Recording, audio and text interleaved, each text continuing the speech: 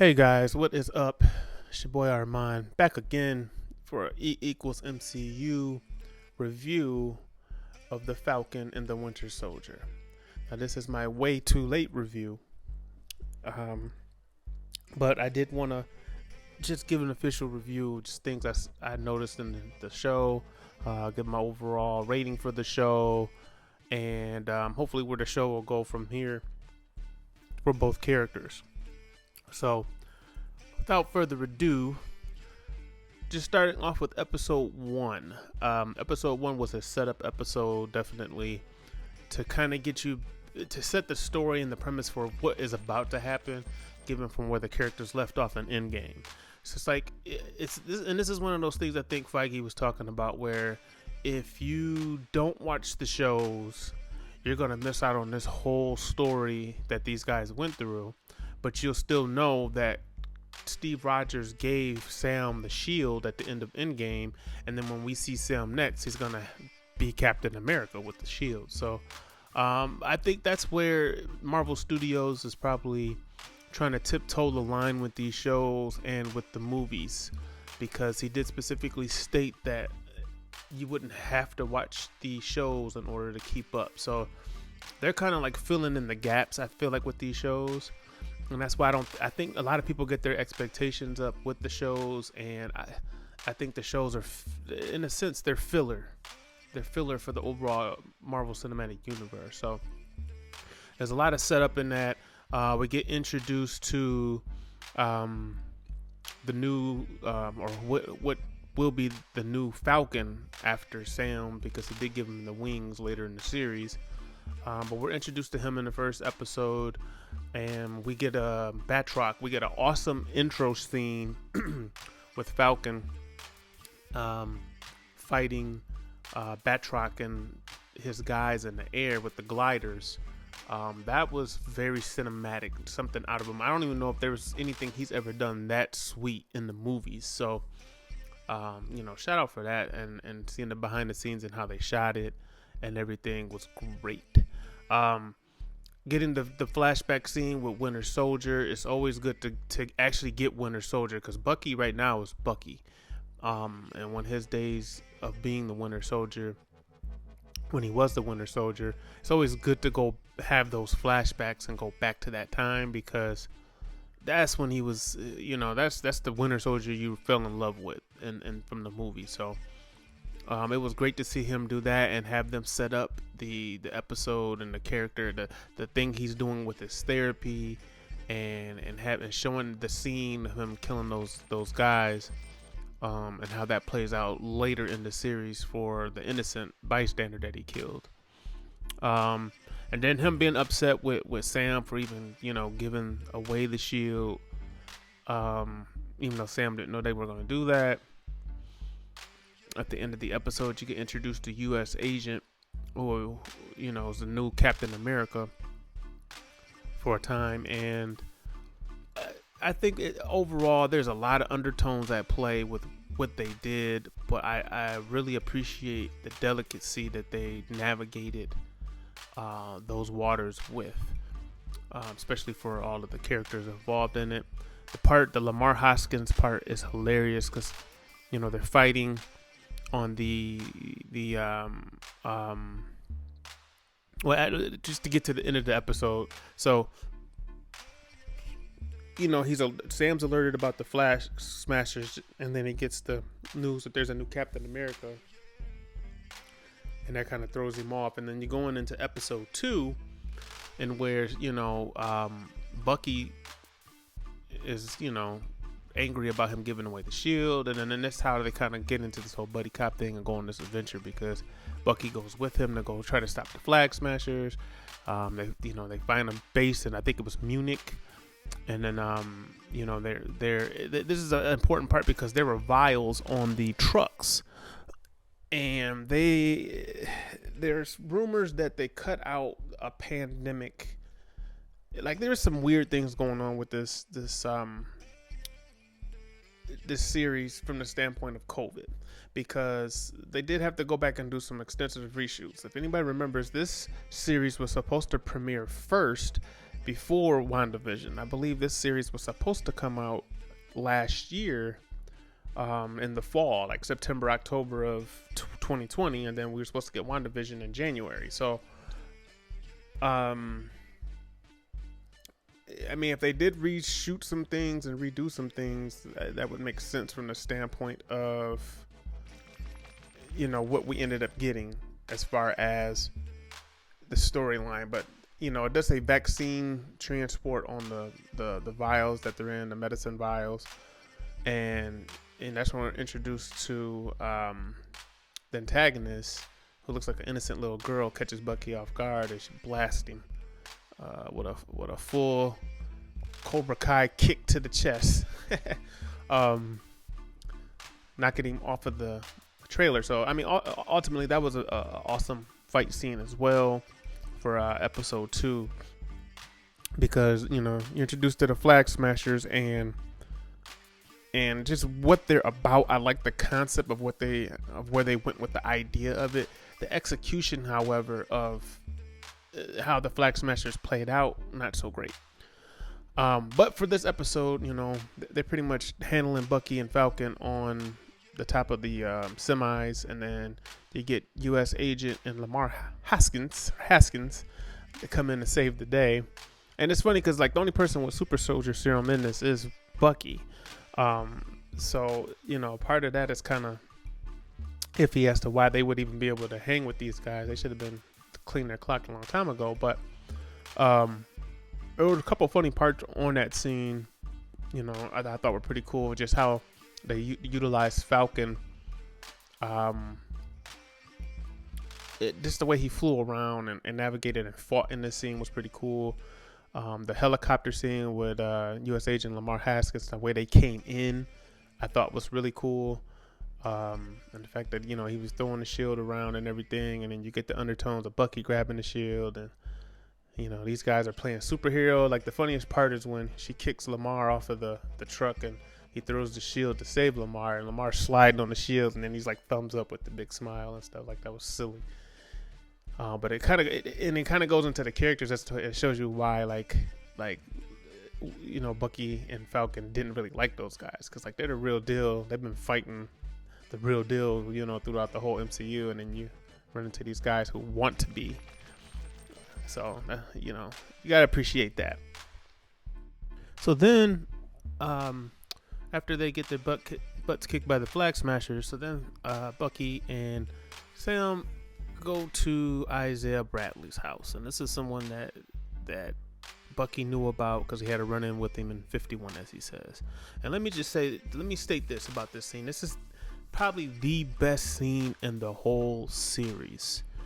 You could cut the tension in the room with a knife. I mean, just from the start, from when Isaiah Bradley opens the door, or I'm sorry, is it the grandson Elijah Bradley opens the door, who is a future young Avenger, by the way, that's being set up.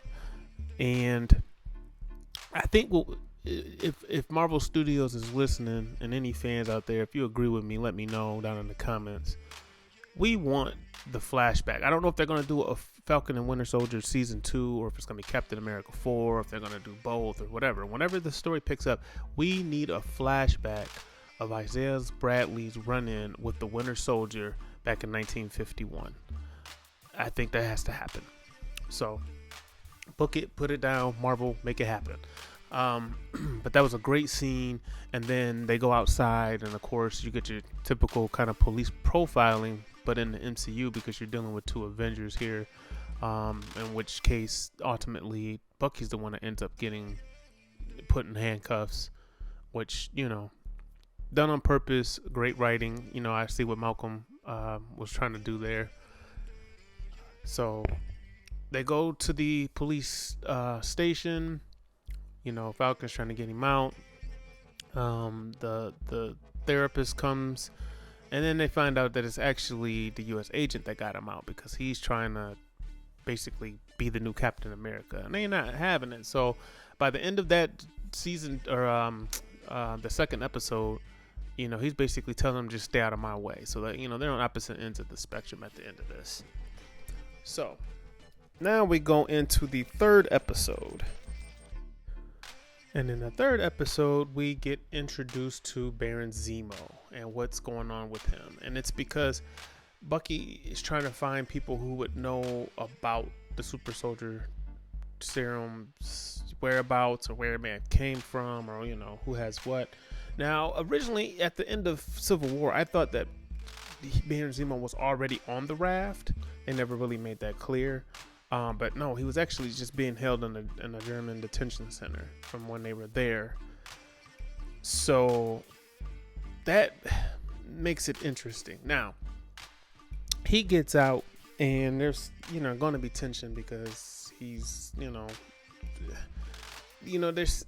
It's funny because he's a villain, but he's really being used as like an anti-hero, and I think going forward, the way he will be used will be as an anti-hero, especially with the possible Thunderbolts being underway, even though there hasn't been anything official or anything, but they got a lot of the members being set up, so it's like it kind of hinting towards us getting the Thunderbolts, which will probably be a Disney Plus show. Maybe it might be too hardcore for Disney Plus too, though, so I don't know, but he steals the series. Because he's very likable. You really understand his hatred towards the serum throughout the series. Like, it almost adds to Civil War because you really get to see what his problem is with superheroes with the serum. You know what I mean? Like, it's not natural, and you really just get a feel for his character, how well fleshed out it was, in explaining that. So I thought that was great. Him teaming up with them and just doing things like, going to the kids and offering them the Turkish delight, which I actually remembered from Narnia. Just him offering them that, and how he talked to the kids and like, hey, don't talk to those guys. And I mean, it was all very authentic to the character. Even with Bucky breaking him out of jail at the beginning of the episode, it's like, because Bucky's a gray line character as well, which is why he could also end up on the Thunderbolts. It's like he does what he has to do. He may not like it, and he may not know what's necessarily right, but like he told Io in the episode, it's a means to an end, and he understands that. And that's the kind of stuff that makes you a gray area hero or anti-hero. So how he explains how he broke him out to Sam, and then Baron comes walking around the corner is hilarious, because he's giving him hypotheticals, and then it turns out it's actually real. And then the fact to find out that Baron Zemo is a Baron, so he's a baller. Like, this dude's got his own jet and his own money. I mean, like, his own little miniature Tony Stark. He's not to be taken lightly. And I think Sam, is starting to understand that going through it. So you get the episode. They're going to Madripoor, of course, and that's something from the comics. And there was a lot of little Easter eggs about Madripoor in the episode that I think kind of go unnoticed, and it's something they can build upon. But it's just like the fact that they've been there kind of puts it on the map. Now, there's a couple of scenes here that really made me like Baron Zemo even more, because when they're on the plane and they're headed to Madripoor and they're talking with Sam, and the fact that he understood Marvin Gaye, and related that to the experience of black people in America. The fact that he gets that, and nobody else necessarily does, I think he got a lot of points on that, because not only did he understand that, but then in the next scene when they're walking and they're doing their characters, and he's telling Sam's like, I look like a pimp, and the fact that he understood that only an American would see a black guy in a suit like that and think that he was a pimp, that shows his understanding. Like, it showed his character. It gave him a lot of nuance that a lot of other characters don't have or don't get to show, whatever. So he got points on that. You know, of course he gets points for the clubbing and dancing and the whole thing they made out of that, where it's like he's dancing for an hour or something like that, where they looped it. He's a great character. So then, you know, we get this whole thing with the Flag Smashers. This is where the Flag Smashers start falling apart. And I understand what they were trying to do. They were trying to set up the backstory for the Flag Smashers, just to kind of give you their back history, to give you their motives. You know what I mean? They show Carly crying over Mama, what is her name? Mama something. It'll come to me in a minute, but you know, just saying what happened to them post the blip, you know, is to give the motivation and really get you to understand where they're coming from. Yeah, other things that stood out in the episode, I mean, you know, the fact that you got Bucky being able to turn on Winter Soldier when he needs to, I think bodes well going forward. And then you get the whole thing about the power broker and the whole scene with the power broker, and you actually think you're meeting the power broker, and you know, then all of a sudden she's shot, and there's this whole thing, and then who comes to the rescue? None other than Sharon Carter. Now, this is not problematic, but I think it's an interesting choice, because when she's talking, she's very what you would call sour grapes about how things played out in Civil War. And I think realistically, when you're looking at it from a real standpoint, she should be pissed. So her character going the way it did, I don't have a problem with it. But in the context of long storytelling, and then just for how that plays, and it might just be a little too real, and I think that's why they're gonna reel her character back in the next time she pops up, and they're gonna try to retcon, because it's almost like real life. Like, it's almost too real that she's bitter the way she is, and she turns into the power broker. And I made a video on that. I called that out the first time this episode premiered. So, you know, I could see through it. You could see the anger and everything, and she knew where to go, you know, with the transports to find the guy who was making the stuff. And, you know, she played it well. She did get a really cool fight scene where she got to show off some chops. I'm sure she worked very long and hard on that fight scene. And for her character, I thought it was comparable to where I would kind of place her in the scale of things. Like, she's no Black Widow. She's no, you know, powered superhero of any sort. So it's like, you know, her level of whoop ass, I thought was where it should be. Then, you know, so they're fighting. They're trying to get out. You know, Bucky and Sam are doing their thing. And then we get the Baron Zemo face mask, the purple mask, and he puts it on and he does his thing. And I think that's a preview. Like, I wish they could have showed it a little bit more throughout the series, but it was nice to get that, and I'm sure we'll probably get that again when he pops up again in Thunderbolt. So yeah, overall, so, you know, and that's kind of how the episode kind of ends. And then you know, Carly and them depressed about Mama Derna, or whatever her name was, passing away. You know, they go out and do some reckless stuff and kill a bunch of people, which, you know, further makes them irredeemable, as where Sam's trying to, you know, be that bridge, and they keep doing things to go further and further. So, you know, it does a good job of showing somebody who's been pushed to the edge, and that's what they had then. So overall, episode 3 I thought was really good, though. Furthered the story along. And yeah, let's get into episode 4. All right, so at the end of the episode, you see Io with the beads was tracing or tracking Bucky, and they open the episode up, and again, this is a tribute to some real character development, real writing. She has a problem with Bucky freeing Baron Zemo, because Baron Zemo killed T'Chaka in Civil War. This to me is so real, because, you know, they really should have a problem with it, and she did a good job of expressing not so much that she the disappointment she expressed perfectly. It's the disappointment because him, out of all Avengers, out of all people, was the one that they helped the most. So that's, to me, that's great writing. That's great setup.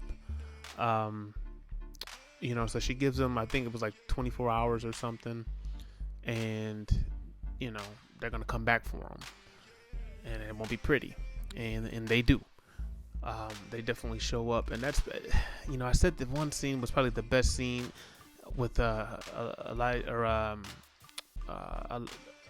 Bradley.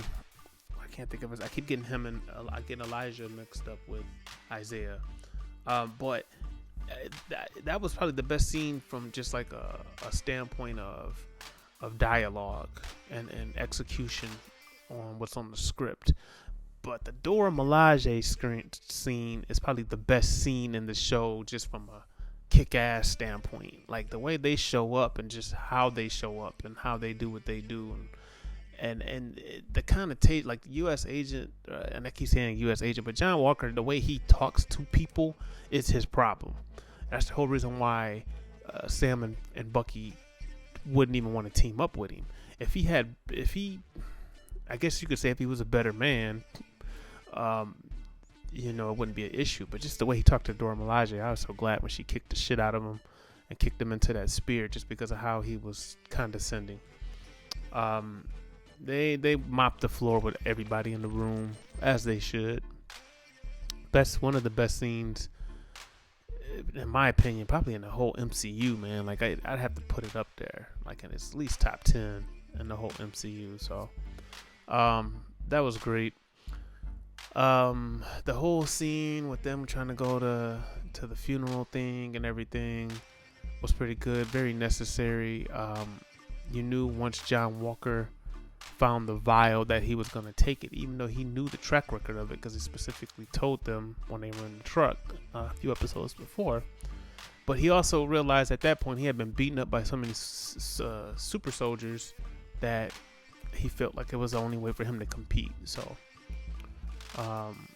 he takes it. Baron Zemo, the fact that Baron Zemo, instead of shooting and killing her, and he saw the vials and he wanted to take the time to stomp them out, I thought was not only hilarious, but it really went with his character. I thought that was very true to his character. So the episode, you got the Dora Milaje up here, mopping the floor up with John. You got Bucky telling him he's looking strong, which was hilarious because he didn't want to help him. That's his response to doing something about it. Io takes his arm off, and he didn't even know his arm could do that. And you got Baron Zemo slipping out the back door while everybody's fighting. Like, the look on his face when he saw his moment was hilarious. And yeah, man, I mean, that's what you're getting with these Disney Plus shows. I don't see how people could be so mad about whatever, anything. It's just added. Like I said, it's filler, but it's like frosting. You know what I mean? Like, you get in the filler. So in an episode, Lamar and John Walker, of course, go to the building. You got Carly threatening Sam's sister, and feeling like he didn't went too far, and now he feels like she didn't went too far. So now everybody's heightened and upset. They go to find the Flag Smashers. At this point, John Walker has taken the super soldier serum, and him and Lamar get separated. He goes looking for him. A fight ensues. Bucky and Sam get there. Everybody's fighting, and it looks like they're about to get John Walker, and Lamar comes in and saves him. And as a result, he catches one from Carly that pretty much put him down. And John Walker just loses it, which is understandable. And he runs one of them down, and he takes the shield, and he just pounds him out with it in front of everybody. Like, everybody's got cell phones, and they're taping it. And to me, it was understandable in the moment because he lost it. You know what I mean? It is what it is. And the fact, and this is where Sam says this is complicated. The fact that him having the shield and doing what he did with it, it was just a bad look, and that's kind of one of the things where it's like, that's why it's complicated. Yeah, and we'll get into episode 5, but I think that image of the blood on the shield and just him doing what he did, and that was, I think it broke the internet when when that happened. Like, there was a lot of people just talking about that, for better or for worse. To me, that's good storytelling, and that's kind of what we got in this show. So next we get, John Walker can't keep the shield. You got Sam and Bucky going after him, catch him in the warehouse. And now they have to do what Bucky has wanted to do all along, and that's take the shield from John Walker. And this was a pretty epic fight as well. John Walker was handling both of them. I was actually shocked because, him and Bucky both being super soldiers. And see, that's the thing about it. John Walker's a trained. He was holding his own without the serum, so I guess it makes sense that he'd be able to handle both of them with it. And he was gonna kill him. Like, it was a deadly fight, very well choreographed. I still like the way they used Sam's wings in the fight. And then you had the emotion from John Walker of like, why are you making me do this? And it just, it kind of shows you what was going on in his head. He rips the wings off of Sam. He's about to pound him down with the shield, because that's his move. That's what he does. And they finally get him disarmed, and they had to break his arm to get the shield off of him. Like, that's just crazy. But that shows you how badly he wanted it. That was the big action, and it's like they made a habit of doing this throughout the series. It's like, they would start the show off on a bang with the big action, and then you get all the dialogue after, So you get, they get the shield from him. He breaks Falcon's wings, and then you get Falcon. I believe he was talking to, what is his name? I believe, is it Torres? I think it's Torres.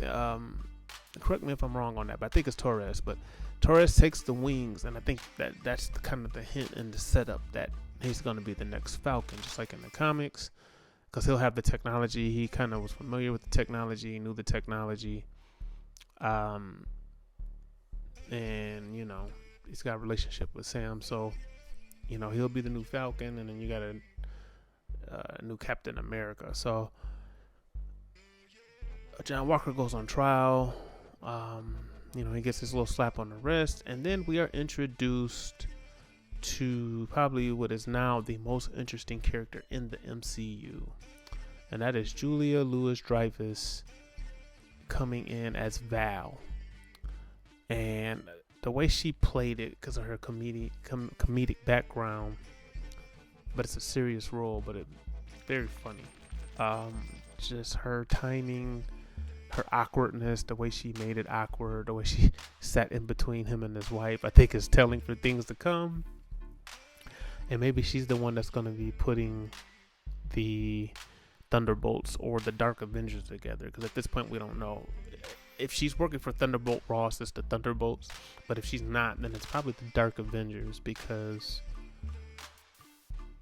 you know what I mean? Like, I don't know if they're planning on doing both or just one. I guess we'll have to see. But she did mention that she will be in more projects coming up. So, happy for her, and that's, that'd be good. Let's see. You had Baron Zemo getting captured by the Dora Milaje, and they take him to the raft, which his story will pick up from there. And then you get Sam and Elijah having a moment, further fleshing out what he went through. And this is where Sam is really feeling like he's got the shield back, and he's struggling with taking on that mantle. He's still struggling with it, and I think he does his little hero montage, and that's where he kind of figures it out. And yeah, I mean, you get overall good moments. Him and Bucky, doing the whole bolt thing was something that they had to address or go through and use it to go through.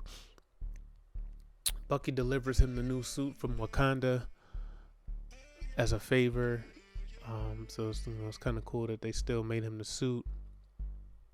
And this is all kind of set up for the final episode. Like, we know what's coming in a sense.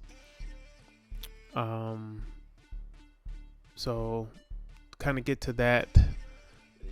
By the end of the episode, they're planning on going to New York.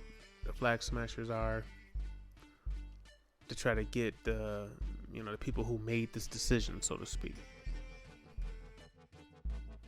So the episode kicks off and it starts with the people, the senators being captured, and you see the shield combusting through the window, and then you get your look at the new Captain America, Sam Wilson, and his new suit.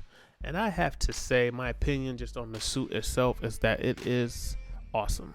It looks good on screen. I just recently bought my son a Titan Hero of the new suit, and it even catches his eye. It even catches the kid's eye. Like, they adapted it pretty well and did it pretty well. And I like what they did with it in this final episode and how they were able to use it to execute. He had quick fight with Batroc at the beginning. He's got the new suit. They keep telling him, I thought Captain America was on the moon. Will that come to play later with the Inhumans? I don't know. It could. I don't think Steve Rogers is on the moon though, but who knows? So anyway, you get your final battle. You got Sharon helping them out. You got Bucky doing his thing. There's an awesome scene with a helicopter with Sam, where he said a line that had me cracking up about the guy. He had so much trouble with the guy, and he hit him once, and he gets up and he's like, boy, you didn't earn this ass whooping. Like, you got one coming. I thought that was probably ad-libbed. I don't know if that was in the script. I'm sure that was probably just Anthony Mackie reacting, which is acting. But yeah, so you get the part where they're fighting on the street. I think this is where they had some of the leaked scenes that they had in Atlanta, where they actually filmed this. It was not filmed in New York. It was filmed in Atlanta. And these are some of the scenes that you saw that are leaked from them fighting. But you get Sam, first you get John Walker coming for his revenge. And there was the most important line of the series maybe is where she says, I didn't mean for anyone to get hurt, especially people who don't matter. And that just pushed him over. It's always that last line, right? Just like Sam told him. And you didn't think Lamar's life mattered, and then they're going at it. So Bucky and Sam, they save the people. Sam saves the people on the helicopter, and then he comes and she's trying to push the truck over the edge or whatnot, and Sam has to come and use his wings to save the people on the truck, which is kind of cool that his wings are powerful enough to do that. I don't know if the old ones were or not, but he was able to pull it off. And you get your reveal that Sharon Carter was the power broker, which Sam and Bucky still never found out, and how they play that going forward. It could be a way to introduce a bigger villain, since I don't really see her as a villain, if they want to go that route. But maybe somebody like the Kingpin would be cool, even though it's not really his thing. He's more of an underworld kind of guy. It probably had to be either Norman Osborn or Thunderbolt Ross, I think. But we'll see how they play it. And anyway, then you get the epic speech from Sam about just everything, with the senators talking to him and just explaining to them why their way of thinking is what kind of caused this and why they're wrong. Sure, a lot of people didn't like that because they would use the term or word woke.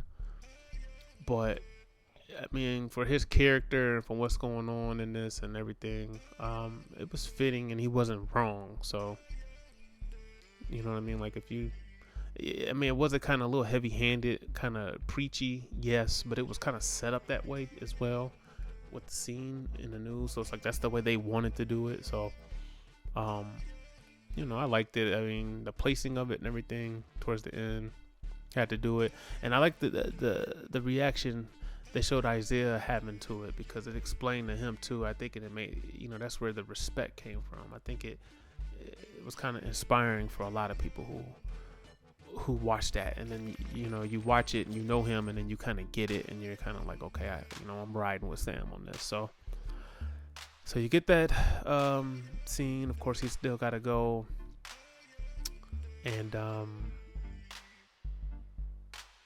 they show Zemo in the raft, and him having his butler guy kill the rest of the Flag Smashers. That was hilarious, to say the least. You get the John Walker introduction as to working with Val in the next chapter of his life. You finally get Bucky apologizing to the father of the innocent man that he killed. Finally being able to come to grips with that and to terms with that. And then Sam did right on his word by, taking Elijah and Isaiah to the museum, and him, getting the proper respects in history for what he did for the country. So, that's, to me, it's a good place to leave the series. Sam and Bucky probably closer than ever now, so it'll be interesting to see where their stories continue going forward. Overall, I mean, I really enjoyed the series. There wasn't a boner moment that really just pissed me off. It was good, traditional Marvel fun for what you expect from Marvel. WandaVision is taking a big step or in a chance, and even with Loki, they're taking a chance on things. They're trying to do something different with those. But so that's my review of the Falcon and Winter Soldier. Overall, I would give this series I'm gonna give it an 8. I'll give it an 8. I liked WandaVision better, but WandaVision messed up. WandaVision had a feeling, it had a chance to be a higher rating, and with this one, I feel like it was kind of maxed out. I don't really think it was. They could have made some different choices, but it wasn't nothing like too big. Like they played in the sandbox, and they filled in the storyline, and they did what they did, and they introduced new characters. They could have had a better villain, or at least a better villain story, or a way to kind of make them play out in all of this. But that kind of comes from the choices that they made from the start. You know what I mean? Like, it wasn't anything that they messed up along the way. It was just a choice they made from the start. So overall, I give it an 8. I think it was very solid. I enjoyed it. Let me know how you felt about it in the comment section. If I really want to know what everybody rates these out of 10. Give me what you rate it. I gave WandaVision a 7.5. I'm giving this an 8, and we'll see about Loki. So anyway, that's my review. That's my time. Make sure to like, share, and subscribe, and I'm out.